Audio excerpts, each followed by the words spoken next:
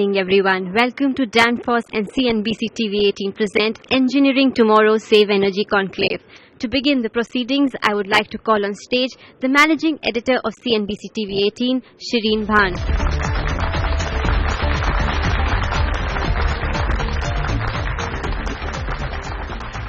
Good evening, ladies and gentlemen. Thank you very much for joining us here this evening. Now, this evening, ladies and gentlemen, is special because we are giving the energy debate a very different narrative. Now, we do believe at CNBC TV18 that saving energy has not been given its due importance, and just like switching to alternate forms of energy is an imperative, we must also now focus on what the industry and what government needs to do to focus on energy efficiency. With that, ladies and gentlemen, once again, my many thanks to join us here this evening. My many thanks to Mr. Piyush Goyal for gracing us this evening. Sir, may I request you to please join us on stage for your welcome address.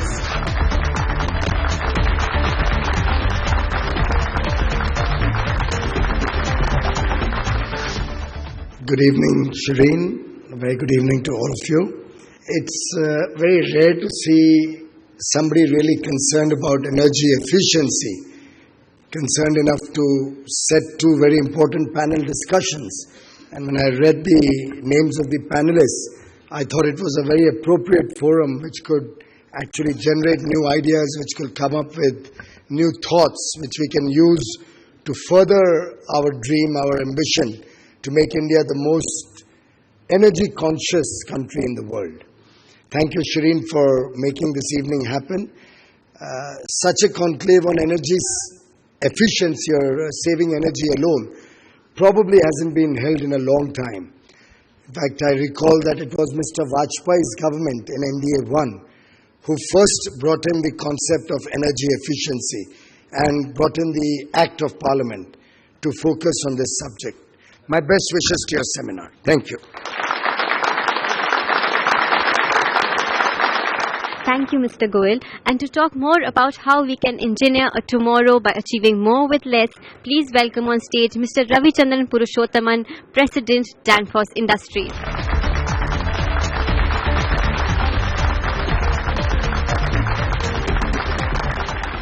Good evening, ladies and gentlemen. Very welcome, sir, for this nice evening and a very good thought-provoking speech from your side. From my perspective, I think India is in the cusp of change in terms of energy efficiency. If you look at some of the initiatives that has been done in the last 2 years, especially initiatives like Smart Cities, Digital India, this is clearly setting us into a new path in terms of defining how we should actually take the next generation in terms of energy efficiency. If you look at India, I think 70% of our GDP is generated out of the cities. And the problem really lies in the cities, and in order to make the cities more efficient enough, I think from a perspective of engineering, I think it's about adopting new technologies. So when we are building smart cities, I think we also need to look at how do we embrace new technologies. And from our perspective, I think there are new technologies like district cooling, which completely can replace a few thousand air conditioners in a city, where you can distribute cold air through pipes and you can cool much faster. This is not the technology that doesn't exist. This is a technology that has been deployed in several parts of the world. Now, lastly, from my side, I think my submission to the minister would be is to really look at how we can also look at priority lending for energy efficiency, because this is something that many countries like Korea has adopted it. Maybe that's one of the ideas which I would like to leave it for the evening. Thank you very much. Let me ask you, sir, in terms of the performance review that I know that you conduct as far as the Uday scheme is concerned, what is the latest now on who is doing well on the performance parameters? Well, I would think it's still a little early because a lot of the data that we are dependent on still is not entirely sanitized data. Over the years, India has never created a robust framework or infrastructure which could give us data on a real-time basis. And therefore, as a part of the Deen Dayal Upadhyay Gram Jyoti Yojana and the Integrated Power Development Scheme, we have started the process of putting up feeder meters smart meters on every feeder in the country, which data will be captured live and will be available for all of you. Okay. We started an app called Urja, U-R-J-A. You could possibly have a look at that. It's very revealing for the data that is available. So it's not as if 100% feeders are as yet integrated into it, but we've been able to bring in about, I think, 30 or 40% of the feeders, which give real-time data. And it's been an eye-opener. Okay.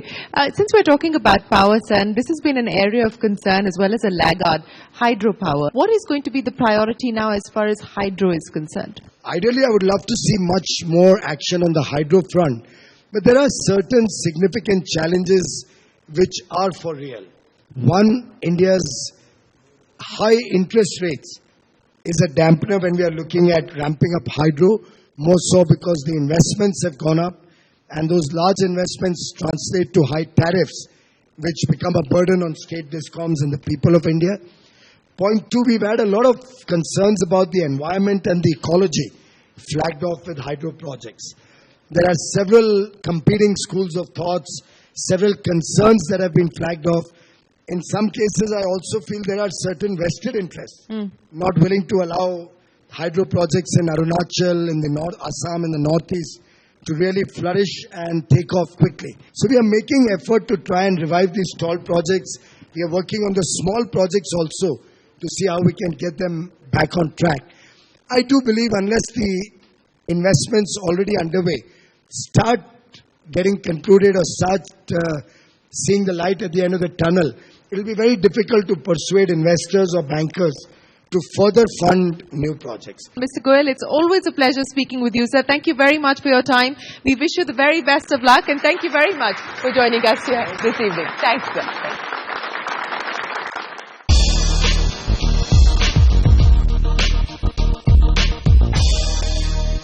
So clearly, what India needs today to secure a better tomorrow is the reduction of energy footprints, or in other words, increasing energy efficiency and making sure energy efficiency shines as India's first feud. May I request Mr. A.B. Ravi, Editor, Special Projects, Network 18, to come up on stage and take the conversation forward on securing India's energy needs.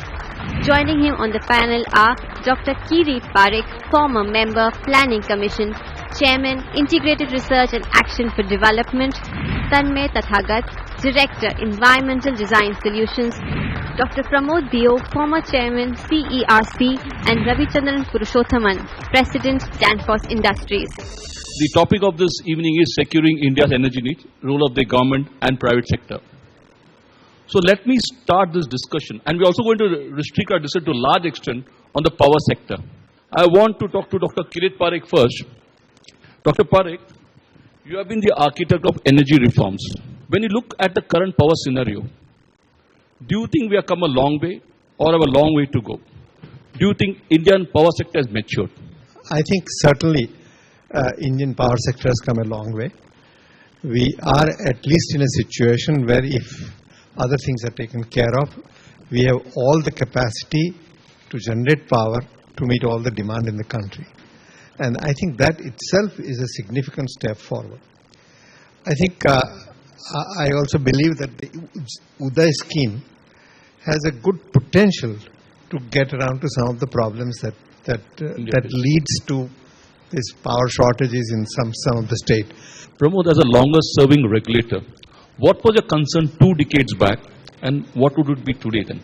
Today, we have a situation where we have 300 gigawatt of power, but the demand is not going beyond 150 gigawatt. Today, what is happening is that the state distribution companies, it is not that only they are not buying power. In fact, they are selling their power. The idea is that the reason is the tariffs will go up. Now, this is the situation. Why it has happened today. I mean, the private sector share has jumped in 7 years from 11% to more than 40%. Let me get Ravi in for his comment. Yeah, from my point of view, I think energy efficiency is a huge opportunity that is available for us to quickly tap. If you look at a hotel building like this, I don't know exactly what is in this hotel, but potentially there are technologies that are available where it can cut down the energy consumption, especially in air conditioning and the storage of food and the refrigerated area of the hotel, which consumes more than 45 to 50% of the energy consumption is coming from these two aspects. By using technology, you can really cut down by about 15 to 25% actually. So I think the faster we embrace technologies in buildings, in commercial air conditioning, I think the easier it is for us to really get to an inflection point, and then it becomes easily affordable technologies basically. So and we have as a country, we have the ability to get there. Tanmay, your thought? The initial discussion with the ministers, sort of, the kind of focus there is in addressing the problems in an integrated way is actually where we need to focus. So, of course, looking at the aspects of the political economy and the issues with agriculture, we can sort of go in that direction. If we look at the issue from a more optimistic perspective of what is happening, what can be done, it's a good thing that now we are looking at energy efficiency and renewables in an integrated way at least. From the perspective of where we work in the areas of energy efficiency in appliances and buildings, I see that 2 or 3 key things will change the game. Number one is the whole idea of looking at the real cost of power. So the moment you're looking at renewable energy and you're looking at coal and you're looking at hydro, you're looking at nuclear, the moment the entire environmental social cost is factored in a certain way, and with the given mandate it can be done, you see that the renewable energy gets a push. In the same way, renewable energy in a distributed manner also addresses the problem of shortages which are felt at the building level. Because when you gave all the examples of a hospital and other buildings, there may be plenty of power in the grid or at the power plant. The issue is at the building level. So globally, if you look at EU, if you look at US in certain states, the vision is that you're going towards net zero energy buildings. That means at least the EU mandate is by 2030, all buildings are net zero energy. That means with a combination of energy efficiency and renewables, you are producing enough power to meet most of your demand at the site. We could go on and on, but I think we must stop here. Gentlemen, thanks all along for being on the show. It was a pleasure having you. Thank you very much. Thank you.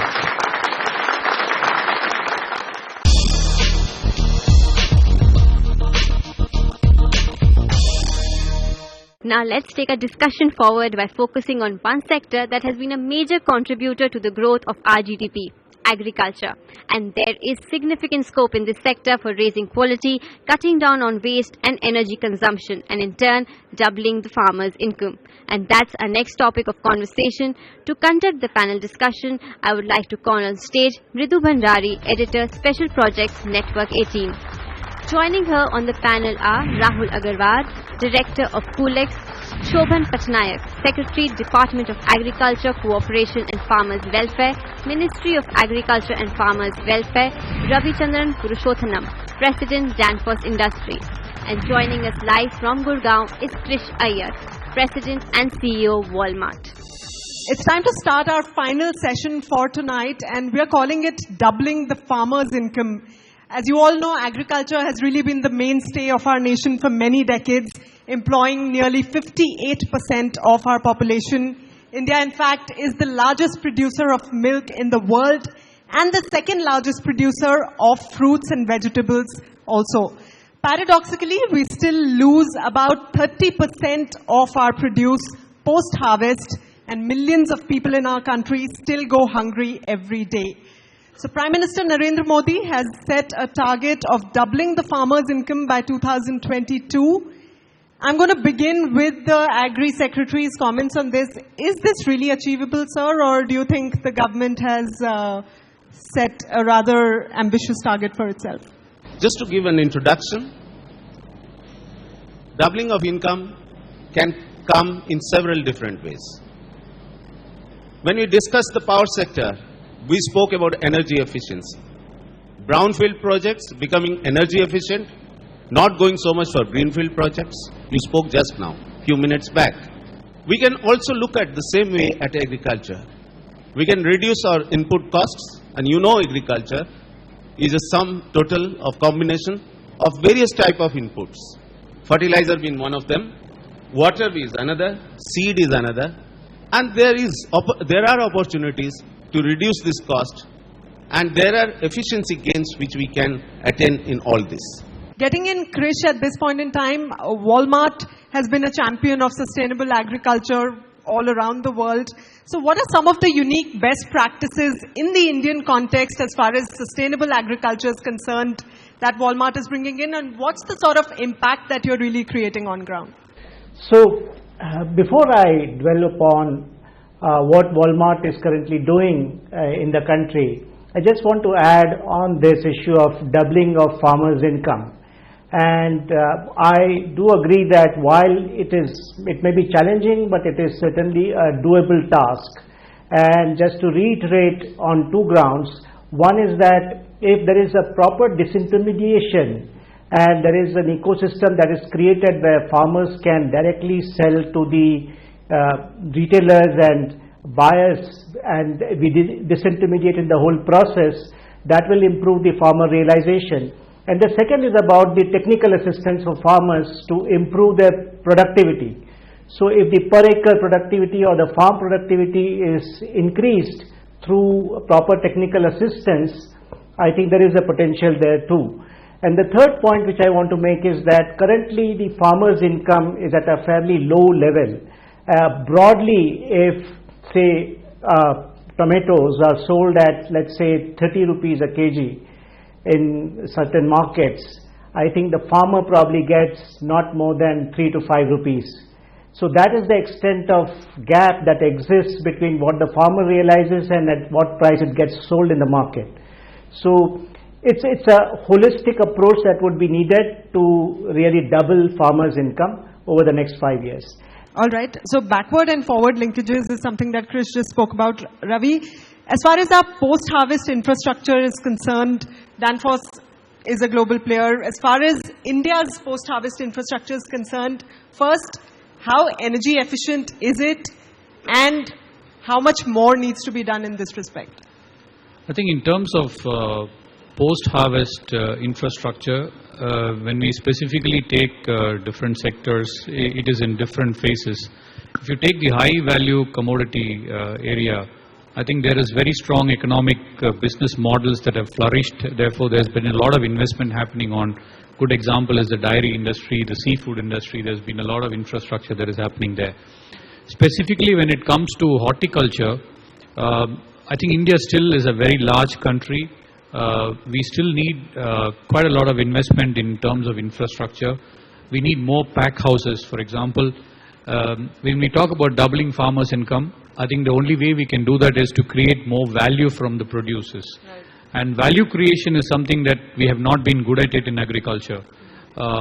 There's been a loss between the farm and the folk simply because nobody taught us how to actually incrementally add value till it reaches the farm gate end. Right. So I think this is an area where I think the government is putting in a lot of focus the last 2 years.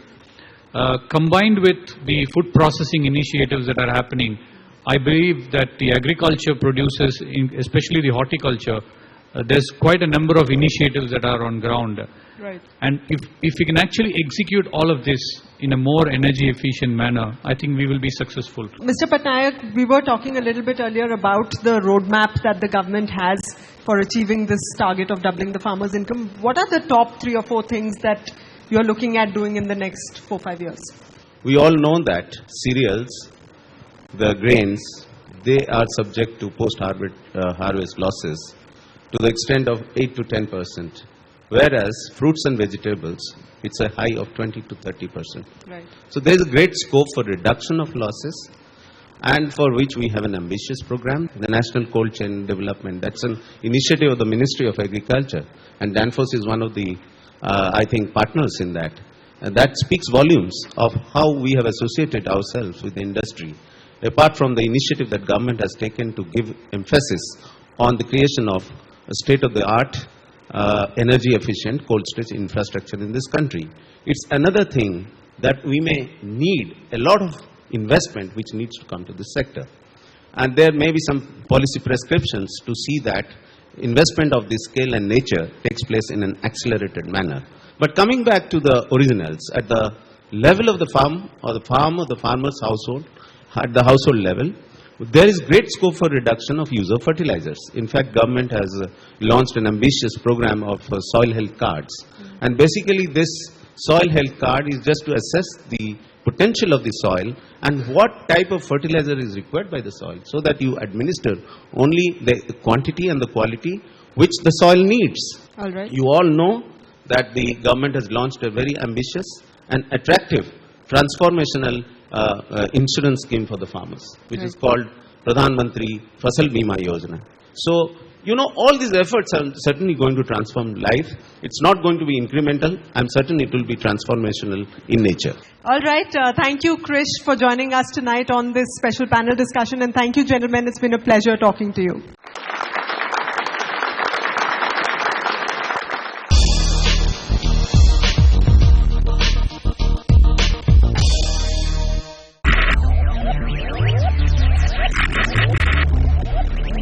Focus, ideate, innovate, enable.